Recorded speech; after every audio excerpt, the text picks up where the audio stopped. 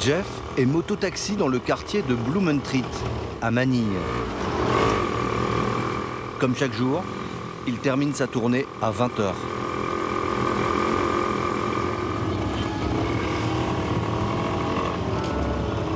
Vous allez voir, il y a plein d'enfants qui dorment dans la rue. Moi au moins, j'ai la chance d'avoir un toit.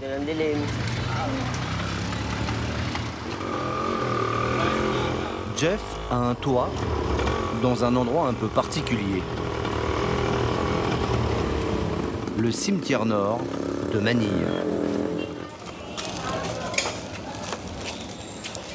Comme il n'a pas assez d'argent pour louer un appartement, il a élu domicile dans une tombe.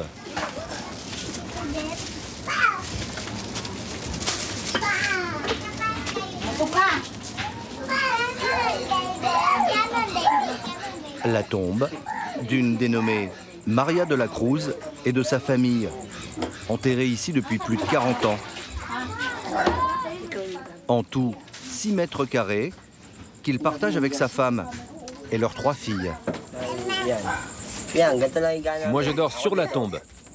Yvonne et ma femme Sarina ici, Yuki là-haut et le bébé de ce côté.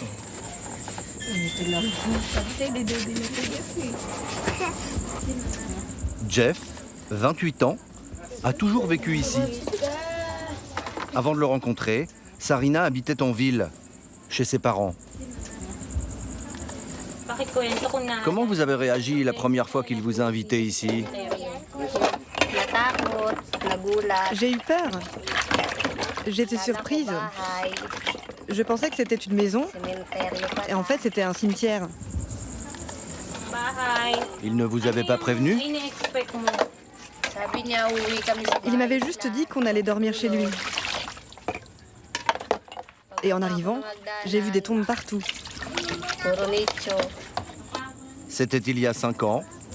Sarina avait 17 ans. Par amour, elle est restée. Chérie, je prépare le riz.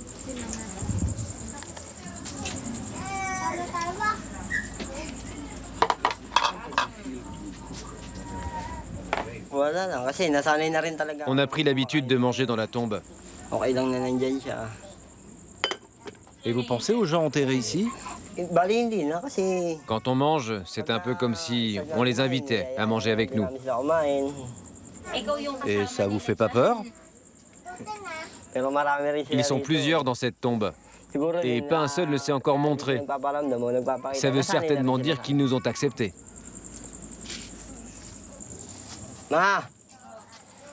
Allez, tout le monde à table. Au menu, poulet adobo, le plat national philippin. Bon appétit. Avec son boulot de mototaxi, Jeff gagne 3 € par jour.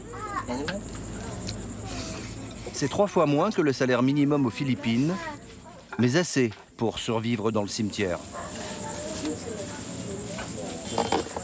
Allez Yuki, au lit.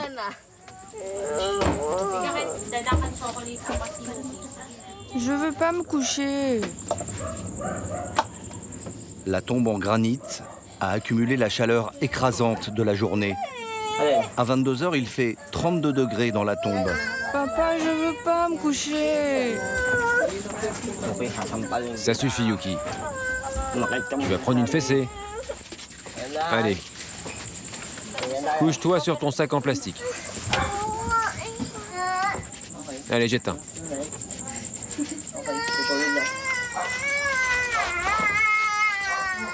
La famille de Jeff a un toit et surtout elle vit en sécurité. Car ici, contrairement à la rue, il n'y a jamais d'agression.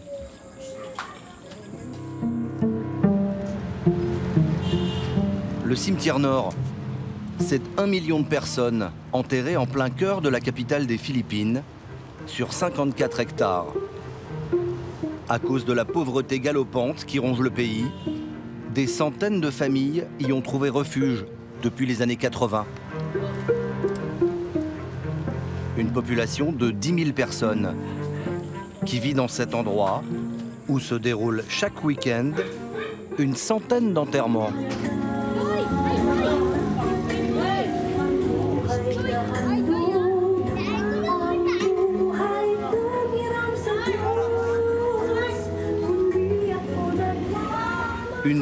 au milieu des morts, avec ses commerces, comme la tombe-épicerie de la famille Akpawa. Cela fait 30 ans qu'Avelina et sa fille Dang habitent ici. Ce matin, Dang prépare sa spécialité, les beignets de banane. Bas les pattes. Beignets. Beignets, beignets. Dans les allées du cimetière, ces beignets font un tabac. Elle les vend en porte-à-porte. Ou plutôt, en tombe à tombe. Alors papy, je t'en mets combien? 2 comme d'habitude? Je vous aime bien. Vous êtes des bons clients. Beignet. Et toi, prends-moi un beignet au lieu de téléphoner. Avec ses beignets et son réseau de clients, Dang récolte en 1 heure ce qu'un moto-taxi gagne en 1 journée. Merci. Ils sont bons, mes beignets. Dans le cimetière, il y a une trentaine d'épiceries, comme celle de Dang. Et comme dans toute ville, il y a les bonnes adresses. Danny Popoy et ses nouilles sautées, réputées dans tous les caveaux. Rue 18, il y a la tombe Manucure, tenue par Ruby Ann. Vous allez être belle comme une star.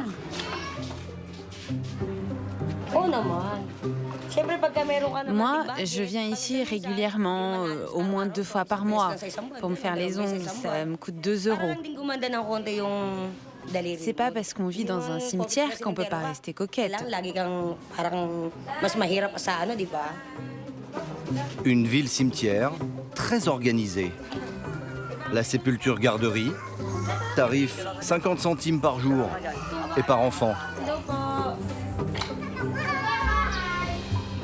Et puis le mausolée Bingo, où l'on vient tenter sa chance. 5-1. Bingo 5-1-16-2-1. J'ai gagné. Le gros lot, c'est 4 euros, plus qu'une journée de travail. Pour les jeunes, il y a la chapelle basket.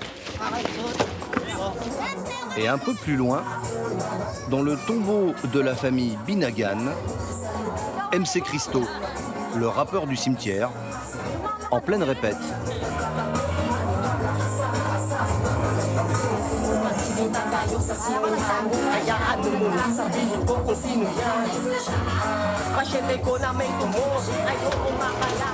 Tous vivent dans des tombes qu'ils ont aménagées comme des petites maisons. Contrairement à la France, où vivre dans un cimetière est illégal, la loi philippine le tolère. D'abord, pour les personnes propriétaires du caveau familial, comme Dang, la vendeuse de beignets. Là, il y a ma fille, Maria Katrina. Elle n'a vécu que 18 jours. Elle est morte de quoi? Une maladie, on n'a jamais su ce que c'était. Ensuite, il y a Roberto, mon père. Et là, c'est mon cousin et ma tante. Mon frère dort ici. Une tombe avec tout le confort moderne. Ici, il y a les toilettes. Et derrière, Derrière, c'est la cuisine. On a retourné les casseroles car il y a beaucoup de chats et de rats. un 3 pièces cuisine, où Dang a même fait installer l'électricité. Cela lui coûte 30 euros par mois. Nous, on dort là-haut. Montez, faites comme chez vous.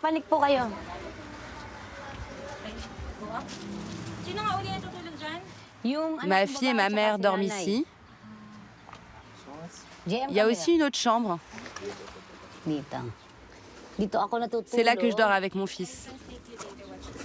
David, 12 ans, étudie dans un collège en ville. Sa sœur Kim, 18 ans, prépare une licence de tourisme à l'université. Je voudrais être hôtesse de l'air ou même travailler à l'aéroport. Et tes amis pensent quoi quand tu leur dis que tu habites au cimetière? Ils pensent que ça fait peur, mais moi non. Et ça te fait quoi de dormir au-dessus de ton grand-père qui est mort? Je suis heureuse, mais en même temps, il me manque. Et vous, votre mari, il vous manque? Bien sûr, ce gars, c'était une perle. Et on est toujours ensemble. On s'était dit pour le meilleur et pour le pire. Il y a les propriétaires et les autres, ceux qui ont passé des petits arrangements avec les morts, ou plutôt avec leurs proches. C'est la grande majorité des habitants, comme Mario, qui vit dans cette tombe avec terrasse. Il a conclu un marché avec la famille De Castro, occuper le caveau de leurs ancêtres gratuitement, contre un entretien régulier. Il a aussi négocié un boulot de concierge avec une autre famille pour l'une des plus incroyables sépultures du cimetière. Je vais vous montrer la tombe. Ce sont de riches négociants. C'est la maman qui est enterrée là.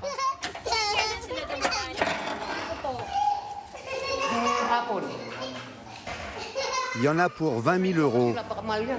Rien que la dalle a coûté 5 000 euros. C'est du marbre perle bleue. Faut que je nettoie tous les jours. Il y a plein de poussière qui rentre là-dedans.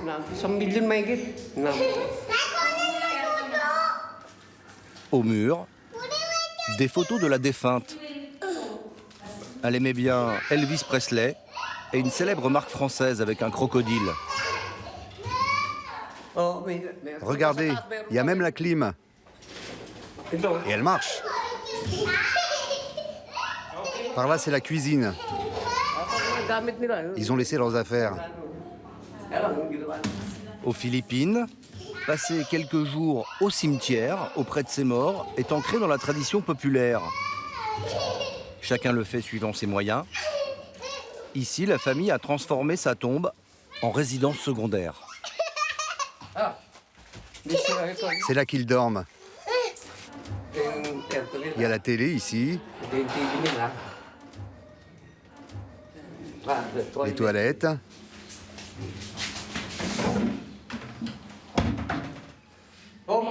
C'est une des plus belles tombes du cimetière. C'est même mieux que certains appartements. Mario et ses petits-enfants peuvent utiliser les toilettes à leur guise, mais la famille ne les autorise pas à dormir dans cette tombe 4 étoiles. Pour ce boulot de gardien, il est rémunéré 30 € par mois. Un bon complément à son salaire de graveur de stèles qu'il exerce dans le cimetière. Ici, tout le monde essaye d'améliorer son quotidien.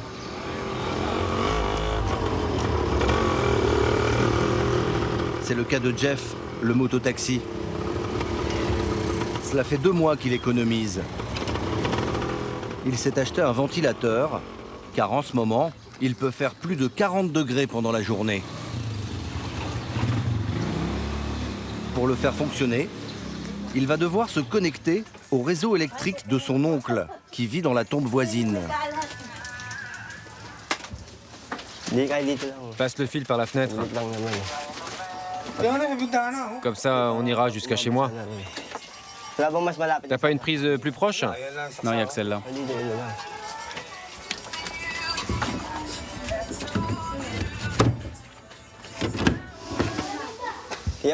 C'est toujours branché de l'autre côté? Jeff participera à la facture d'électricité du tonton.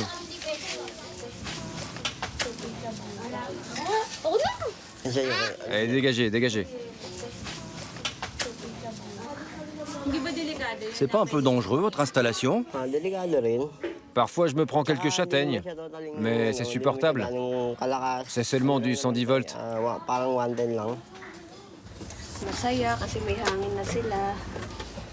Mes filles vont être contentes. Yuki et sa sœur ont déjà été hospitalisées à cause de la chaleur. Maintenant, elles vont avoir de l'air. Maintenant, branche-le.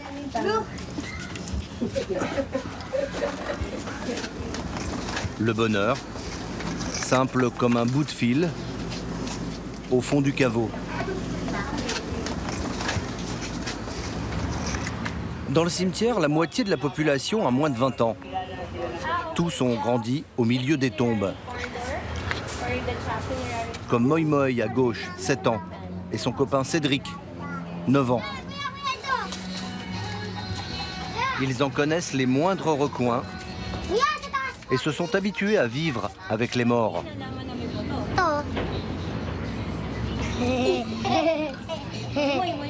Ça vous fait pas peur? C'est que des os. Moi, j'ai plus peur des vivants que des gens qui sont morts. Et regardez en bas, il y en a encore plein. Un lieu de vie qui favorise une imagination débordante. Tous les enfants du cimetière ont leurs petites histoires, bien à eux.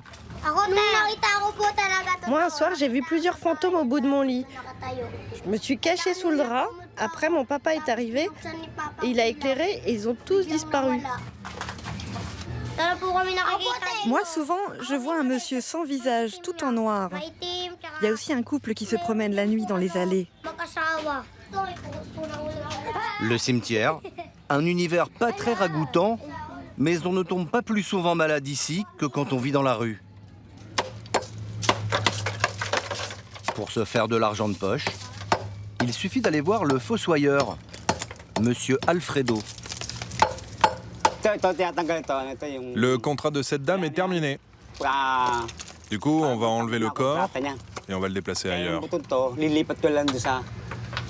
Et puis après, quand la famille viendra, on lui dira quoi faire avec les ossements. Les familles des plus pauvres ont signé une CDD, une concession à durée déterminée. 140 € pour 5 ans et pas un jour de plus. Allez, embarquez-moi ce sac-là. Moi Moi et Cédric mettent la main à la pâte.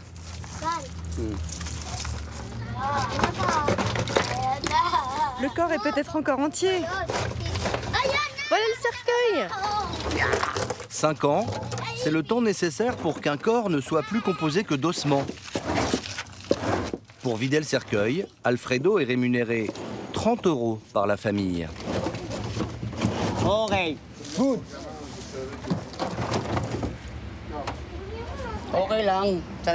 Faut vous habituer, les gars.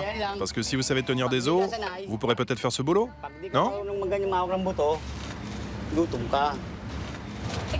Moi Moi, ça te plairait de faire ce boulot?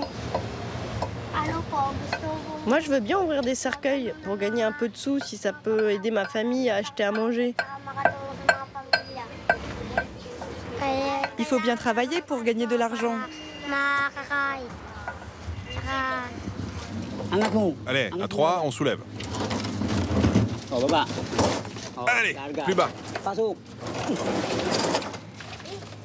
On pousse et on le remet. Plus tard, le cercueil sera enlevé, puis brûlé par l'administration du cimetière.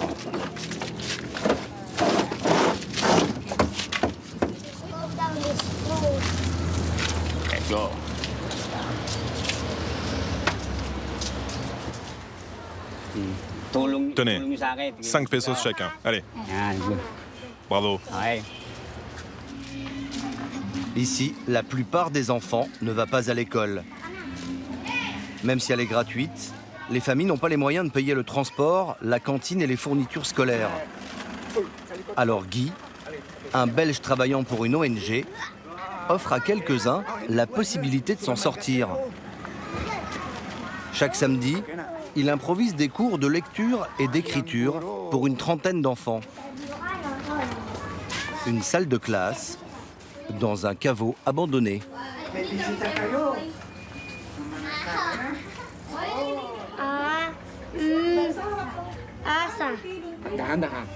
Lahat ng letter tama na. Tama na. Okay.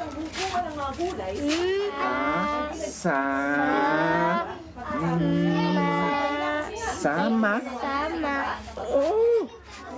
Certains enfants, comme Cédric, sont allés à l'école en début d'année, et puis très vite, ils ont craqué.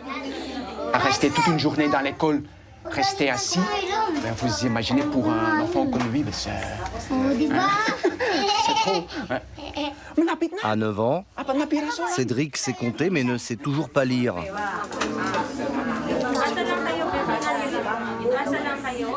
Moi Moi, en revanche, est un des meilleurs élèves de la tombe. Qu'est-ce qu'il dit, le renard? Il dit Vas-y, relis. si votre ramage se rapporte à votre plumage. Moi, avec tous les exercices qu'il fait ici, il a gagné beaucoup de confiance et ça y est, ça marche. Hein. Waouh, tout le monde a gagné. Touché. Ça marche tellement bien pour Moi Moi qu'il va bientôt intégrer une classe de CE1 dans une école publique de Manille. Un projet réalisable grâce à sa mère qui s'est sacrifiée en quittant sa famille pour aller travailler au Koweït. Une fois par mois, le petit garçon peut lui parler sur le téléphone de sa tante. Bonjour mon fils adoré.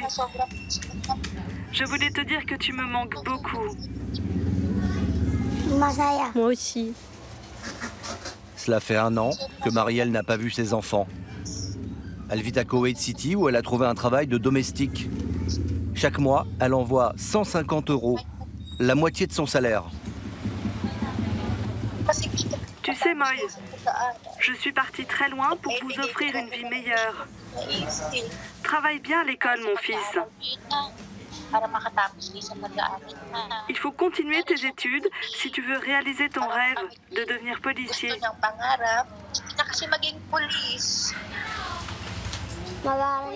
T'inquiète pas, maman.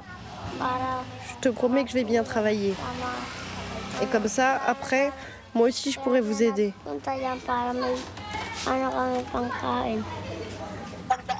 N'oublie pas que je vous aime très fort et que j'essaye de survivre ici, loin de vous. Au revoir, maman. Prends soin de toi.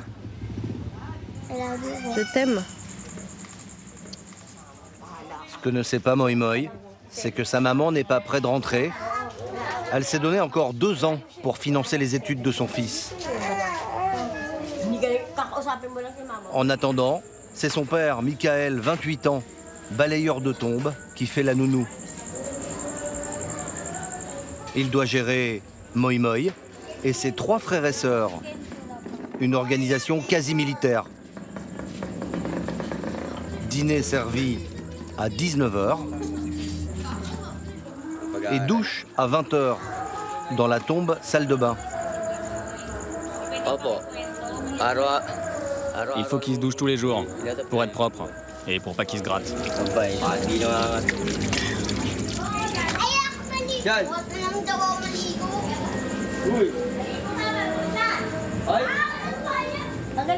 Allez, au lit maintenant. Pamela, la grand-mère, s'occupe du coucher.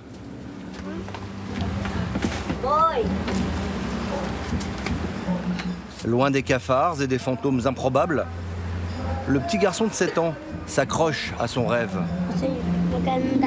Moi, je voudrais une belle et grande maison. Où ça? Loin d'ici. Une vraie maison, c'est ce qui est de plus important pour une famille.